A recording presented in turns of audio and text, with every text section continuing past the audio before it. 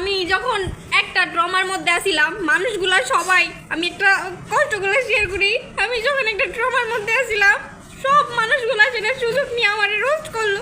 আমি সব কিছু সহ্য কইরা আমি তারপরও নিজের মতো করে চলছি, নিজের মতো করে কাজ করছি, আমি বিজনেস করছি। আমি জানি সোশ্যাল প্ল্যাটফর্ম থেকে কোনো আর্নিং হয় না, আমারও হবে না, তাহলে আমি একটা ব্যবসা করি। আমি একটা মানুষের সাথে শেয়ারে বিজনেস করছি।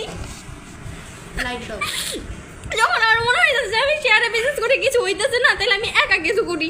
সেখান থেকে সরলাম, নিজে একা কিছু করবো। হ্যাঁ, দেখতেছি আমার এই মানুষগুলো থাকতে দিবে না, টিকে থাকতে দিবে না। আমি এই বাংলাদেশে আর থাকবো না। আমার সাথে অন্যায় করছেন যারা যারা। কি করছে ভাই, মেয়েরা আপনাদের সাথে কি করছে? এটা কি সরলতা আপনারা মারছে, কাটছে, বকছে? ভাগ্যের কাছে মানুষ বড় অসহায়।